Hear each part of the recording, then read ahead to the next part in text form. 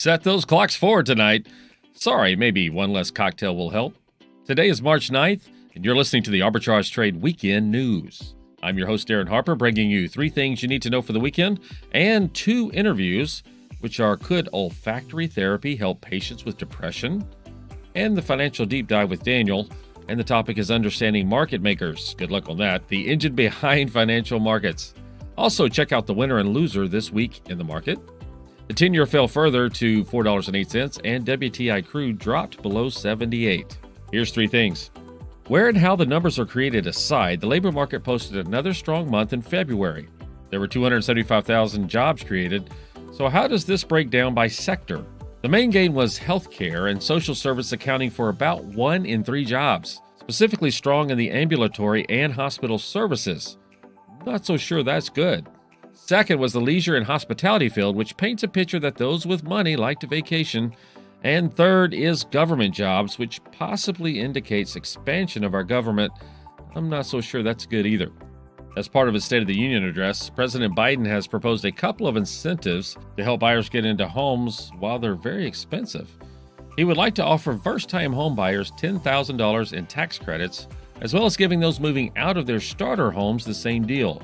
Those homes cannot be sold to investors, and these tax credits are for households that earn less than $200,000. Here's the bigs for next week. Sunday, Japan announces their GDP numbers. And then Monday, not a whole lot going on unless something big happens over the weekend. Tuesday, it's German CPI, US core CPI, 10-year note auction. Wednesday is UK's GDP, crude oil inventories, and the 30-year bond auction. Thursday, it's US retail sales, initial jobless claims, and US PPI.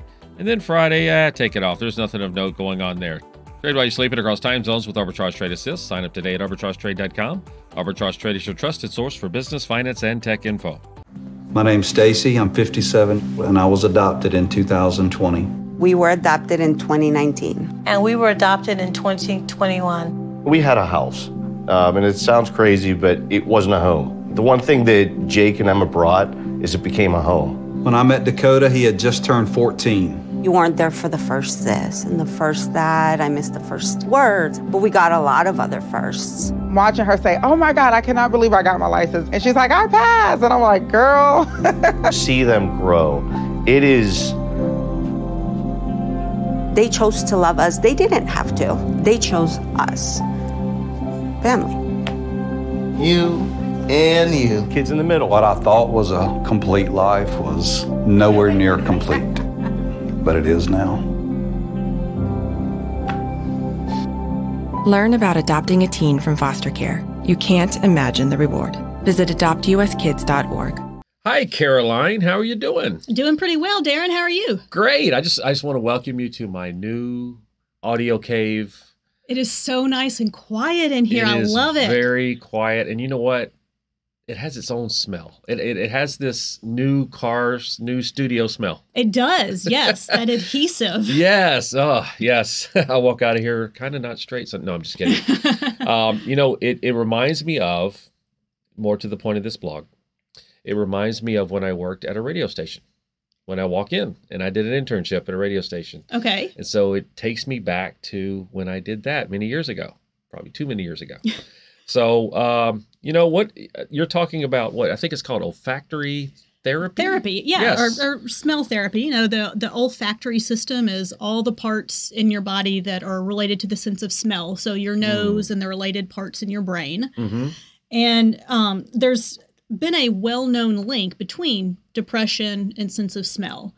And they've been studies actually going both ways, where they study people with depression and check their sense of smell, or check people who've had a decreased sense of smell and notice that they also have a higher risk of depression. So it's been a two-way street already. And then recently, her name is Dr. Kimberly Young. Okay. And she and her colleagues published a study recently that familiar scents can help unlock memories in people with depression. And so if you think about smells, I think it was you and me talking a couple weeks ago about certain smells in the local malls around here when we were young, like the Oak Court malls. Food court has a distinct smell that was different from the Hickory Ridge Mall food court. Yes, one might smell like cafeteria. The other one might actually smell like a good restaurant. Right, right. We won't say which is which. That's right. But in her study, it was really interesting. She says that these people, they have memories, but they have a hard time accessing them. So it's not that the memories are lost, they're just hard to find. So it has to be spurred or something? Yeah. Okay. Yeah. And so the smells are able to produce more vivid and specific memories as opposed to the words. So in one example, people would smell coffee and come up with a memory. I have to smell coffee every morning. Versus, yes, I don't, but you do. Versus her just saying the word coffee. And they had a much stronger response to the smell than to just the word.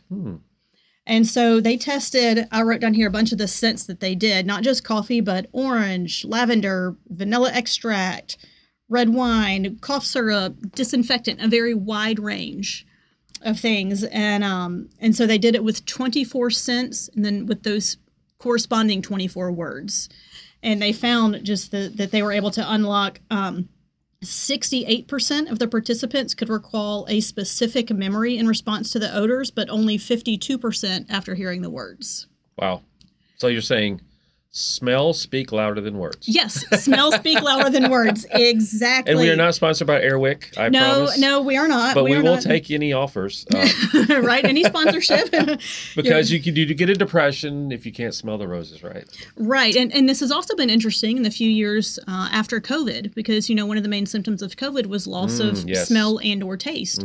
And so there's actually, in a survey of more than 300 people who reported sense of smell loss due to COVID, 43% said they felt depressed. That was just another level on top of all of the everything depressive else. things that were happening at that time. Right.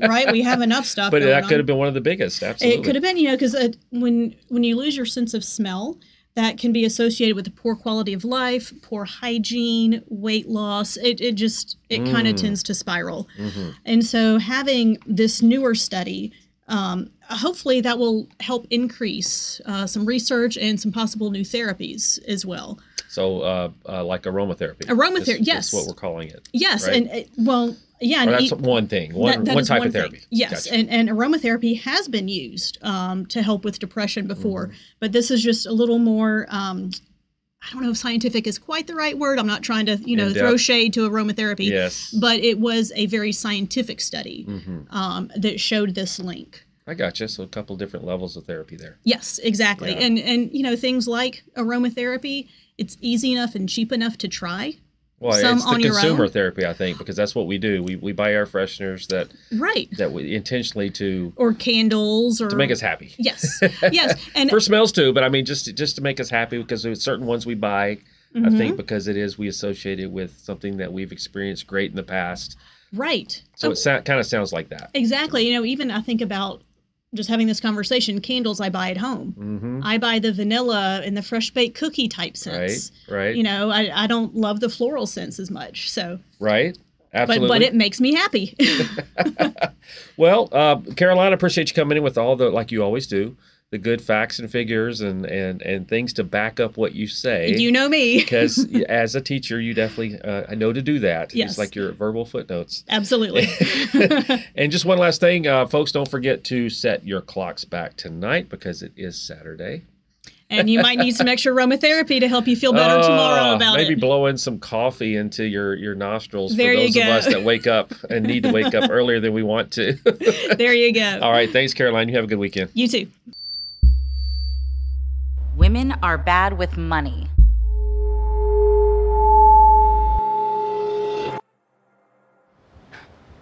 It's what the world's been saying for centuries. But now, we've got something to say. Save it.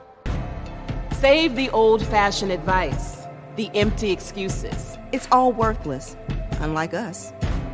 To our fellow females, it is time to save ourselves by saving our money. Contributing to our futures, investing in our independence.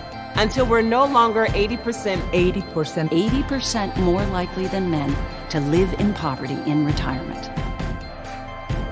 So again, we say to that, save it. The falsehoods, the feelings of fault, then the funds. Learn how to save for your retirement at wesaysaveit.org. Hey, I'm Darin with Arbitrage Trade, and as usual, we have Financial Deep Dive with Daniel. The subject this week is understanding market makers, the engine behind financial markets. So you're saying that market makers are a little bit important, are you, Daniel? Just a little bit. They make it so that when you enter a buy or a sell in your Fidelity account, that it gets filled pretty quickly. So nothing would pretty much happen if they weren't there to create things. Sometimes even when they're not there, just create things to be traded. Yeah, more or less. They definitely help the liquidity of the market, and one might say they influence it as well. We might get into that a little bit later. Maybe you can point out certain ones that might influence, but you know me.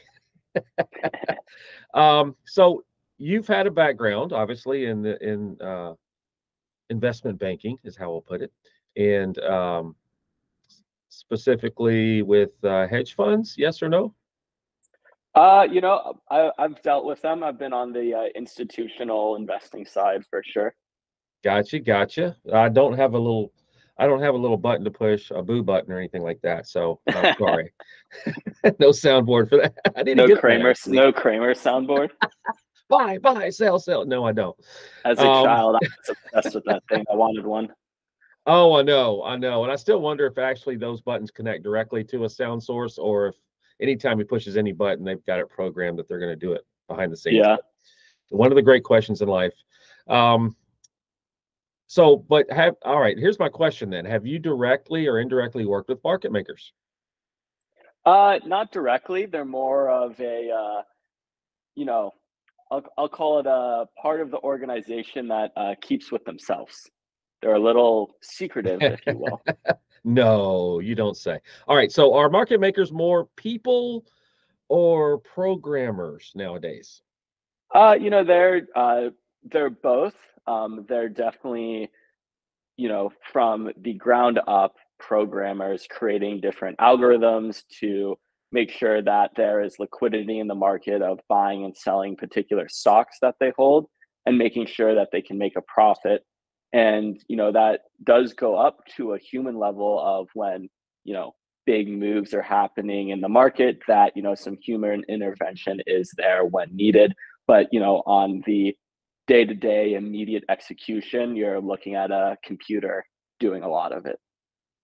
Gotcha. So the humans are kind of the backstop instead of the computer being the backstop. Like it's taken by the computers. that is definitely how all these different finds happen. It's not because of the computer; it's because of the human intervened. Yeah, that's right. But we'll never get to the programmers being a problem, I don't think. But question, in your opinion, if as far as liquidity and counterfeit shares, do you think market makers create counterfeit shares, or is it brokers, or both, combination of both? Who's responsible for the FTDs that come up and the naked shorts, and all as a part of creating a market? I understand that. It's a combo of things. It's a lot of that has to do with one side not knowing what the other side has of, there's no, I'll call it, an ultimate ledger that says like, oh, I have these shares and they're lended out to this guy or that guy's borrowing them. That's exactly how the GameStop thing happened, is essentially that nobody knew what anybody had. Does that happen on purpose sometimes? And maybe, markets get moved because of it, potentially. Is all of that intentional? I'd assume not. That's probably one of the more obvious things that the SEC can see when they investigate, and these different market maker shops get fined for. So I'd say they're part of that, but it's not always malicious. Well, sure, I get that for sure. Because there's no case out there ever of institutions communicating with each other via devices or anything like that. There's absolutely no disciplinary action. You mean like WhatsApp groups that are illegal? Yes, that has never ever happened. And until it does, I don't think we really have a problem. Moving on. What is the market maker's role in the options? So the market maker hedges a book of options that someone, buys, and they essentially take the other side of the option to make sure that, when the option is executed, whether it's for a gain or a loss, that there's a counterparty that is accepting that risk so it can be executed. And this is one of those situations where if it wasn't for market makers, the options chain and liquidity within the options market would be pretty slim, because you would have to find an exact match of something that you or someone else wants, but they're able to have these deep liquid books of super out of the call or super out of the money options. Right. So do they give out and exercise shares that are not located? Do they ever do that? Is that where FTDs come from? They might.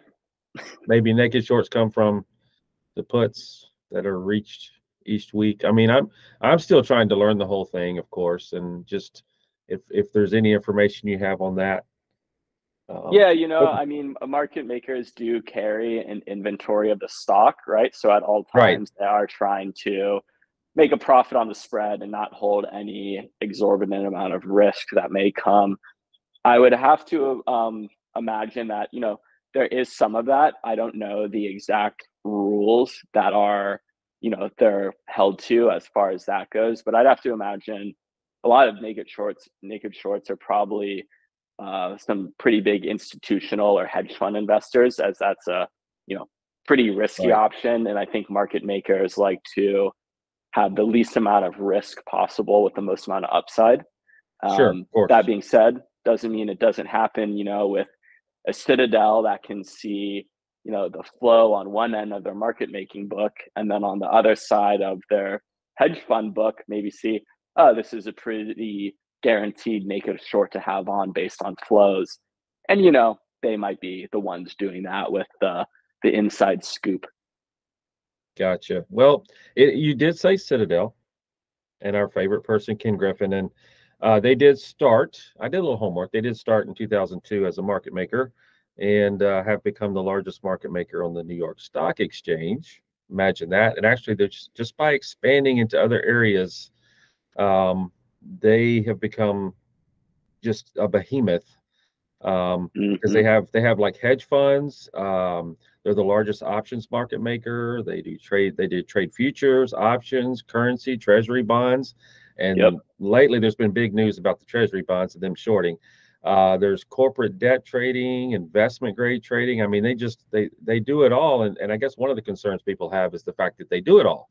So if something initiates from one of them, that's all under the umbrella, that it is executed through another arm and then another arm. So it never goes out of that bubble.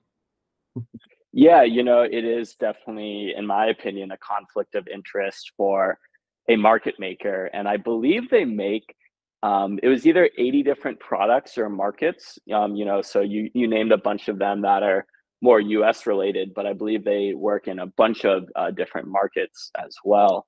And Hong Kong, yeah, they're over there now, Hong Kong, of course. Yep. And I think having that hedge fund arm is a little, conflict of interest for the market making side of things. And, they have been fined in the past multiple times for more or less, market makers have a duty to fulfill customer obligation or customer, buys or sells at the best price at the most immediately available time with prioritizing the customer.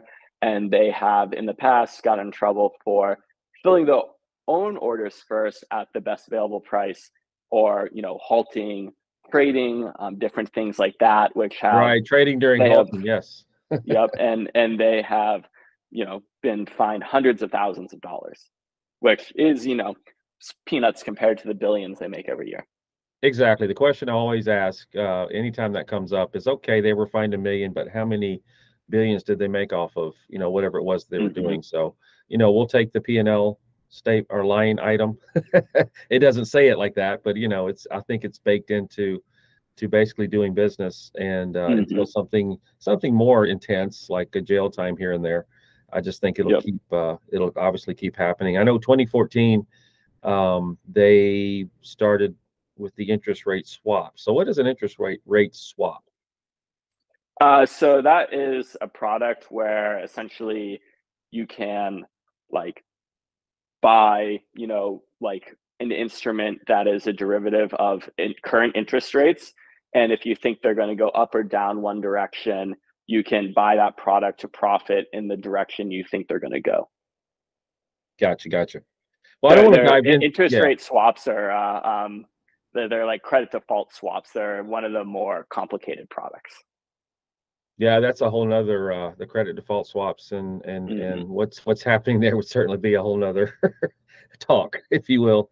I don't want to dig down too deep into Citadel, but they were, the biggest market maker, so they certainly should have been brought up, I think. So if you could just recap, just kind of give a nice recap, not what an ape recap would be, about how important it is for market makers to do their job right and to provide liquidity for the markets. And we'll wrap up. Yeah, when market makers do their job right, buys get filled and sells get filled at, an appropriate price and time that brings liquidity to the market so everybody can trade as they want. So really it kind of makes the market what the modern market is, so that a buyer isn't trying to find a seller, that there's always an immediate counterparty to what, somebody wants to do in the market. Right. There wouldn't be as huge as spreads either, because there'd be prices all the way up and to the price and below the price. So up and below the price. Spreads wouldn't be, a couple cents. They'd probably be exorbitant, and it would take days. Depending on the stock, yes. Oh man. That would be a scary thing to do, to take a $15 spread, for anything, man. Honestly. Thus, there would be no volume. Yeah. But well taken. A good recap there, Daniel. I appreciate your expertise in this, and I look forward to some future talks and your expertise in other things that a lot of us want to know about that we just aren't quite clear about. So thank you, Daniel, and I hope you have a great weekend. And don't forget to set your clock forward tomorrow night. Oh, good call. Oh, I'm sorry. I remembered to do that. It's actually tonight. I'm sorry, guys. We record this a day early, but yeah, it's tonight if you're listening to this. So don't be late. Thanks, Daniel. Is it Saturday night? It's Saturday night, yes. Okay. Which would be virtually is tonight. Okay. Okay, never mind. Have a good weekend, Daniel. You too, Darin. All right, bye. Bye. When I was 10, my mom got deported. We had a difficult time, and I feel that's why I didn't get to finish school. Jessica has been through a lot in her life from early childhood. My husband is really supportive in a way that he pushed me to go back to school. She came in looking to complete her diploma. She had a family she had to take care of. Anytime she needed help, we provided her help. She realized that we were here for her. She wants to have a career so her kids can look up to her. My graduation, it was something I will never forget. I couldn't explain the emotion I was feeling because people like you and me sometimes may have doubts in ourselves, but I feel that everything's possible. Jessica's future is brighter than ever. Find free adult education classes near you at finishyourdiploma.org. This week's winner and loser in the markets. The loser is Amylyx Pharmaceuticals. That's AMLX. They're headquartered in Massachusetts, and it's a commercial stage biotechnology company. And they do discovery and development of treatments for amyotrophic lateral sclerosis, which is ALS, and neurodegenerative diseases. And they started the week at $18.40, but after a report that their ALS drug failed its trial, the stock dropped all the way down to $2.70 Friday. It recovered some to about $4.39, but didn't stay there. And the winner is Apogee Therapeutics. That's APGE. They are also headquartered in Massachusetts. and they operate as a biotechnology company that develops biologics for the treatment of atopic dermatitis, or AD, chronic obstructive pulmonary disease, or COPD, and related inflammatory and immunology indications. After announcing a public offering of $420 million, the stock soared from $34.05 last Wednesday to a high of $68.46 Friday, the greatest gap up this past Monday. Visit arbitragetrade.com and learn about Pips, our AI bot. Let you stop watching and start living. We're not financial advisors. We provide a service, so please do your own research. Thank you for joining us today for another edition of Arbitrage Weekend News. Log into arbitragetrade.com to read our wide variety of blogs and educate yourself on Trade Assist and Forex trading, or even how to make passive money with our Trade Assist Affiliate Marketer program. You can even get to know our cute little AI bot called Pips. Arbitrage Trade Analytics LLC is a privately held research company. Arbitrage Trade Analytics LLC is solely responsible for the preparation and distribution of the contents of this podcast. The opinions offered in this podcast are for informational purposes only and are not intended to function as investment advice. Seek a duly licensed professional for investment advice. For more information about the informational research and services offered by Arbitrage Trade Analytics LLC, please visit arbitragetrade.com.